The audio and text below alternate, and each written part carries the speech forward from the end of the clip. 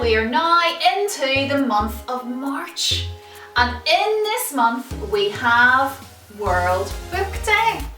Now I wonder how many of you like to read books, and I hope lots of hands are going up in that classroom, and I hope your teacher is smiling and saying yes, we love to read books.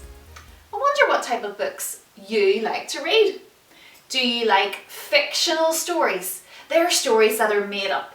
Adventure stories, sci-fi stories. When I was a little girl, there was a group of books from the Nancy Drew series, and I loved reading about Nancy Drew because she was a wee bit like a detective. She had to work a lot of things out and figure out what was going on, and I liked to read about her. You know, reading is so good for you, and I know teachers will always tell you that, and that's true. Reading is good for your punctuation, it's good for your grammar, it will help you later on in life. It really is a wonderful thing to do, is to read books. Well, today, in World Book Day month, I'm going to show you a few different types of books. The first type of book is a fictional book. That's a made-up story. I wonder, is this the kind of book that you like to read? Made-up stories are great for reading because it's very good for your imagination, your mind, because as you read through the story, you get to think about what is happening and you can picture yourself right there, right in the middle of it. Fictional books are really, really good, but they're made up. Somebody sat down and made up a story. I wonder, do you think that this book is a fictional book? This is God's book, the Bible. And sadly, some people don't believe all that is wrote inside this. They'll maybe read some of it and think, oh, I believe this part, but I don't believe that part. Did Jonah really get swallowed up by a big fish? Could that really happen? And they choose not to believe. Let me tell you, boys and girls, this book was given by inspiration from God. And He put everything in here that you need to know. And every single part of it, from the front to the back, is true. And everything is real. So today, I really hope that when you look at a book like this, you don't think that this book is the same, because the Bible is not a made-up story. In a number of years' time, you may get a book like this. This is one of the books that I used whenever I went to university. I'd love to tell you that I read all of it, but I haven't. But I've definitely looked at a good lot of it whenever I was studying. And every year at university, I had exams to do, and this is when these books came in helpful. I know what you're thinking. That is years away for you, and that's right. And maybe you think, see, books like this, I don't need to worry about that just yet. But did you know that what you learn now in school is important for your exams in school and also for your GCSEs, and if you choose to go to university? It all builds a good foundation of learning. I wonder, do you think about the Bible in the same way as one of these books? Maybe you think, I don't really need to worry about this book just yet because I'm just a child. And that's not for me, that's just for bigger people.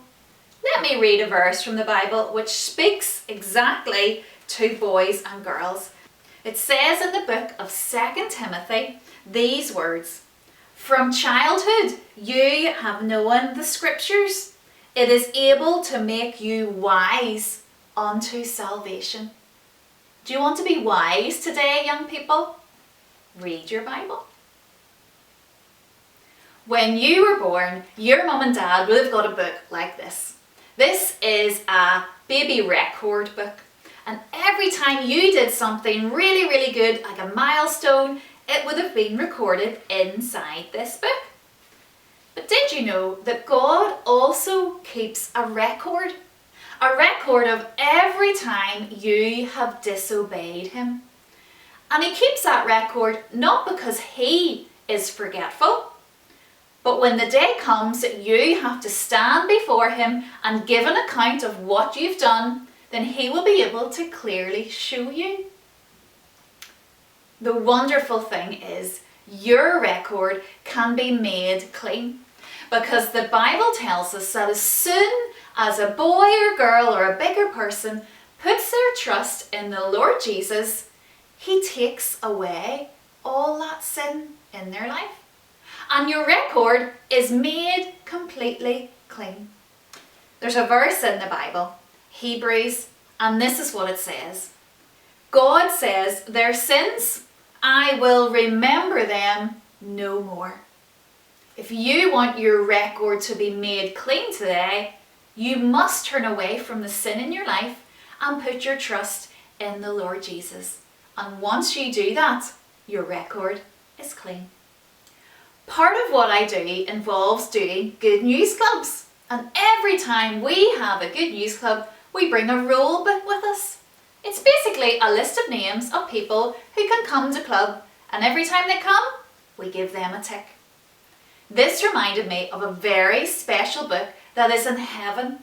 This book is called the Lamb's Book of Life, and inside this book is a list of names. Names of all the people who have turned from their sin and trusted in the Lord Jesus. These are the people that are ready for heaven. And so today, young people, is your name written down in the Lamb's Book of Life? This last book, well, it makes me laugh a wee bit because this is a book that I don't get to hold very often or see very much. This is our checkbook.